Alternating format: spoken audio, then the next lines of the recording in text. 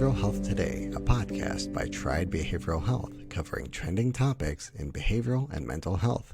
This podcast is designed to share unique and relevant topics occurring within the world and our communities and bring them a mental health perspective. Today's topic area is part of our Clinician Series podcast. In our regular podcast, we provide the coverage of a mental health topic of interest, and we find ourselves typically focused on the why behind or the why that drives the work being done in a specific area. The Clinician Series, however, is taking the discussion of topic areas a few steps further, specifically talking with experts not just about the why of their area of expertise, but we'll dive into a more practical, more hands-on, experiential understanding of the what and the how regarding the application of various therapeutic techniques, strategies, and constructs that we'll be presenting. The goal of the Clinician Series is to take our listeners behind the therapy door, to provide a look at and develop an appreciation for what actually occurs in the therapy session, including what gets said, patients' reactions, and the dynamic between the therapist-patient that can occur during the therapy hour. Welcome to Behavioral Health Today. I'm your host, Dr. Graham Taylor, and today we will be concluding our conversation on vicarious trauma with our guests, Dr. Jana Martin and Dr. Lidia Michel. In our last episode, we were able to get a foundation of what vicarious trauma is and some of the ways we see its effect. We'll resume our conversation today as we discuss solutions for self-care. Lidia, I know in your work, the mental health professionals and folks that you work with, you're encouraging them and you're teaching them ways to develop and maintain a sustainable practice and kind of a healthy place that they can work from. What are some of the steps that a practitioner can take that you're teaching for their own self-care to maybe even preemptively address some of the risks of the vicarious trauma that's possible to be experienced? I think, especially for clinicians or therapists of color or who come from migrant backgrounds, I think it's important in building your plan to also not look at how do my clients' experiences of discrimination and of having less resource impact them, and how do I adopt some of that thinking, but to even look at our own internalized racism. And do I have ideas about how far I can go? And have I accepted that some of the kind of the dominant culture's way of looking at me, do I think that's true? And in what ways does that show up in my work? So I think it first always starts from like a place of inquiry. But I think for clinicians in general, I like to think about that by the time we're thirsty, we're already dehydrated. So having a plan and anticipating when you can expect that something's really going to deplete you. And so if it's a particular client that's going to come in or a world event, for myself, I was very nervous about politics and things so I had a plan of like, when there's going to be a specific day that's going to be harder, what will I do? And sort of the same ideas that we talk about with our clients of like, what will your coping plan be? I would encourage clinicians to create a coping plan, to sit down and look at the hours of their schedule and how many hours do you spend in service of others? How many hours do you spend for yourself? How many hours are you with family?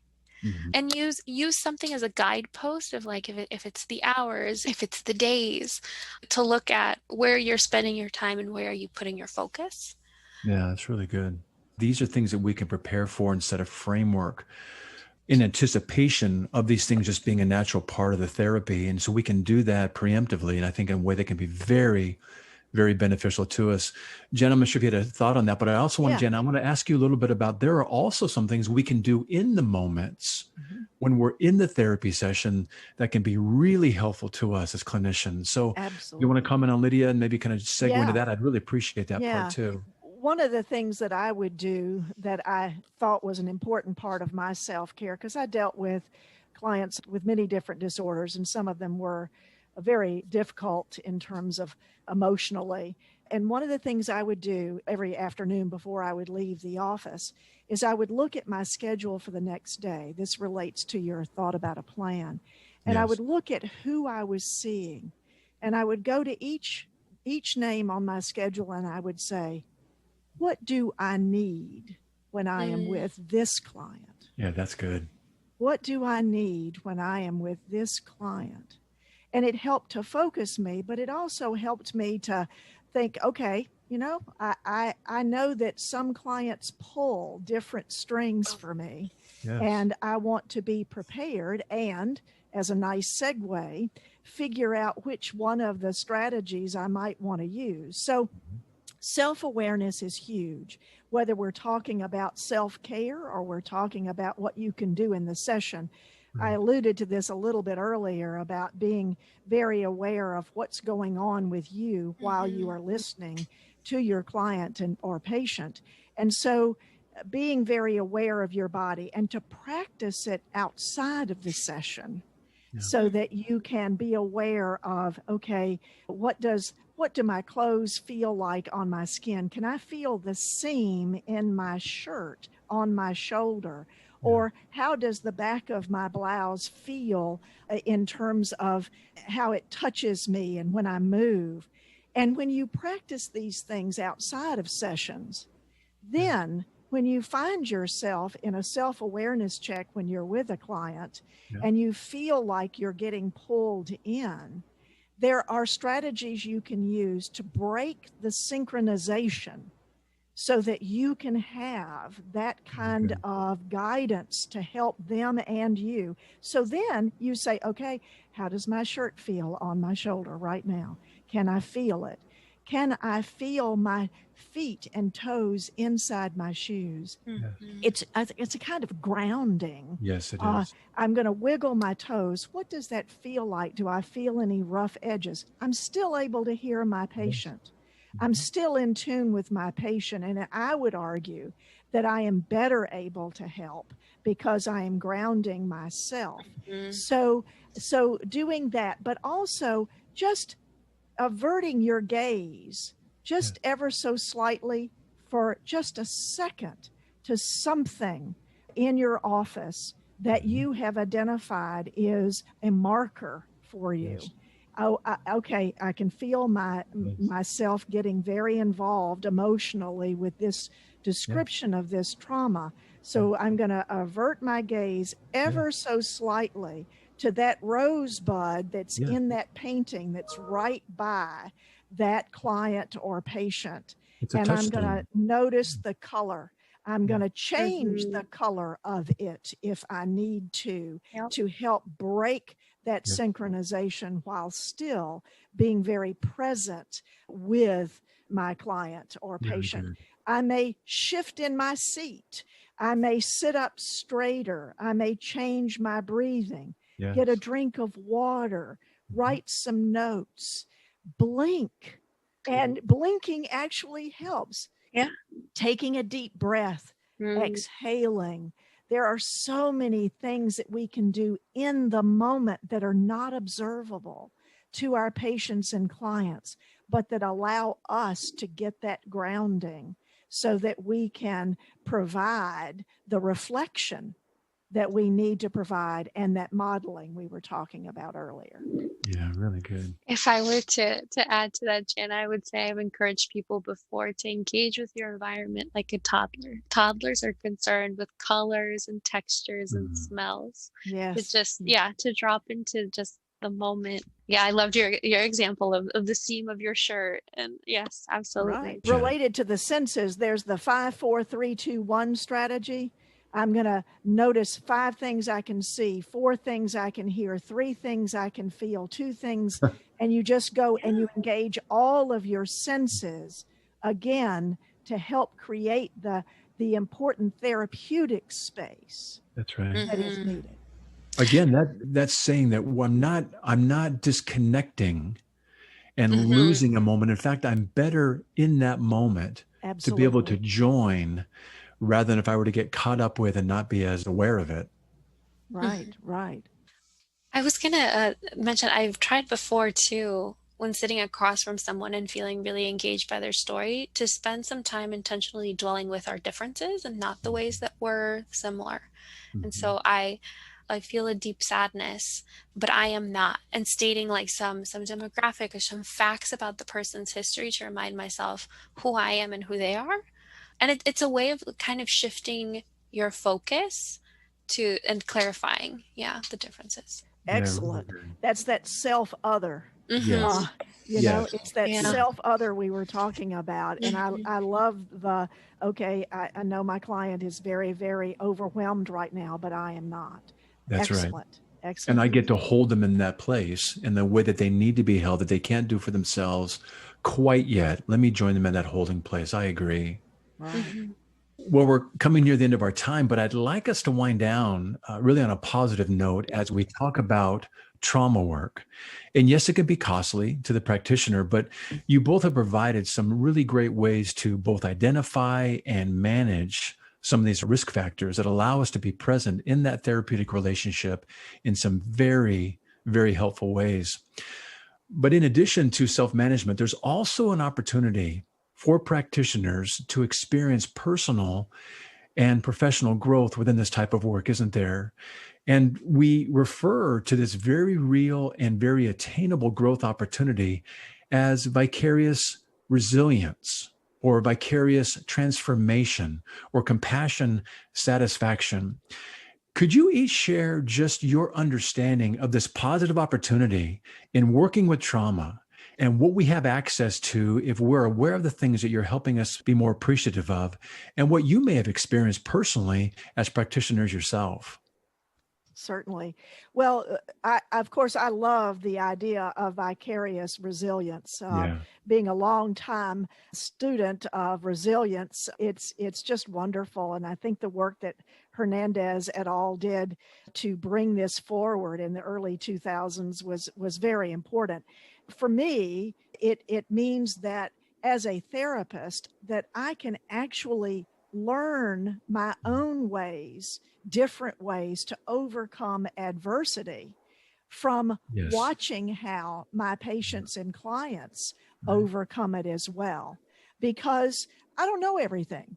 Right. And because I know some strategies doesn't mean that I know all the strategies. Right. And in order to deal with my own individual difficulties, traumas, and issues, to remember, oh, wow, this is how this person did it.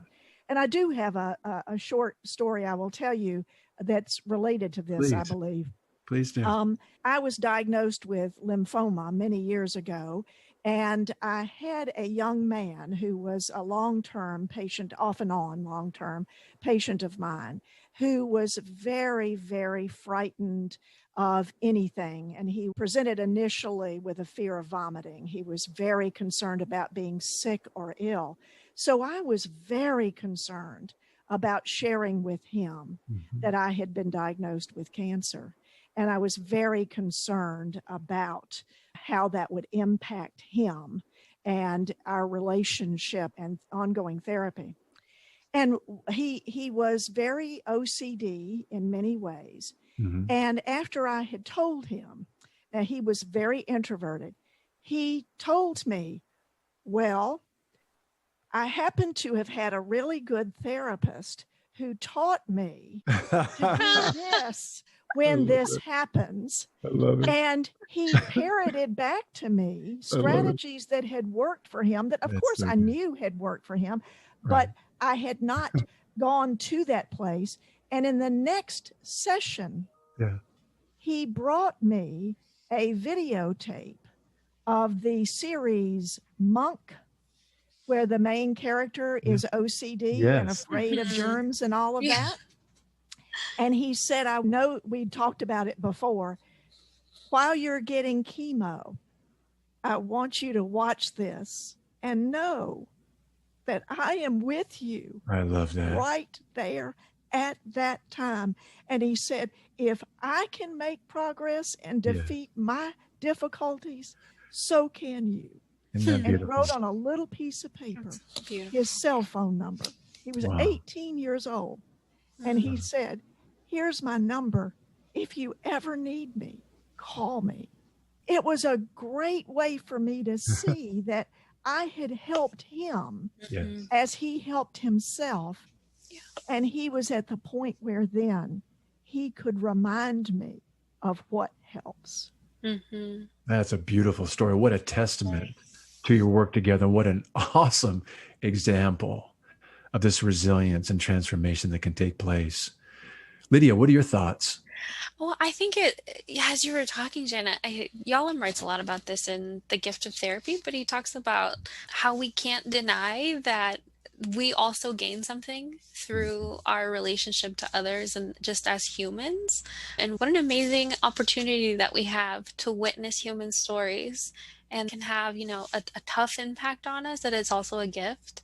I think for many therapists, after we've had the experience of witnessing lots of stories, knowing to ourselves, to seeing ourselves as a guide, and that we wouldn't have been able to have that understanding of humanity, of resiliency, if we hadn't chosen this field, Yes. right? If we hadn't done this work.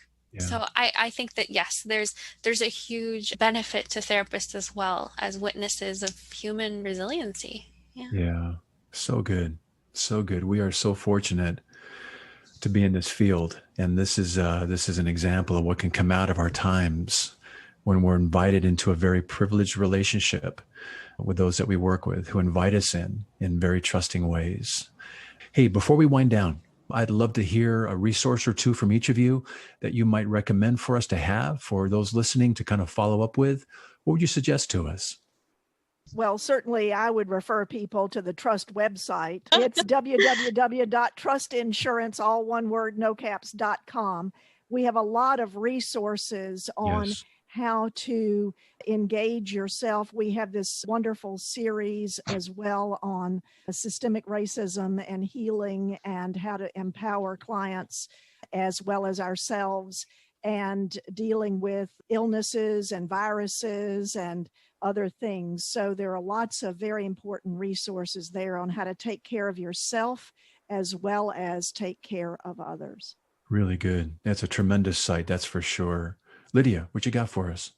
Yeah. Well, I wanted to mention again, Trauma Stewardship, and also Trauma Stewardship, the book by Laura Vandernoot Lipsky with Connie Burke, and the book Real Happiness at Work.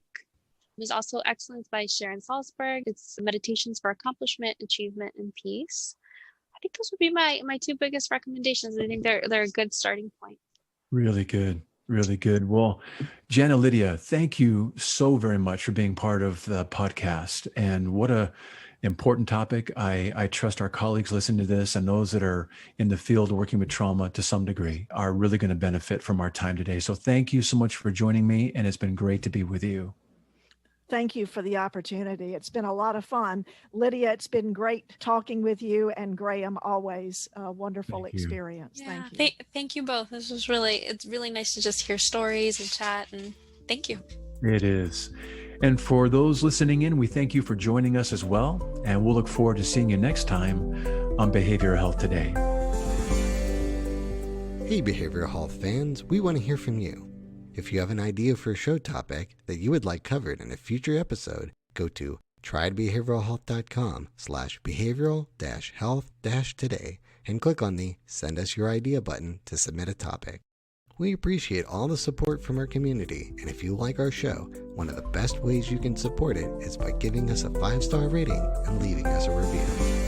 Behavioral Health Today is a podcast part of the Tried Behavioral Health Network, all rights reserved.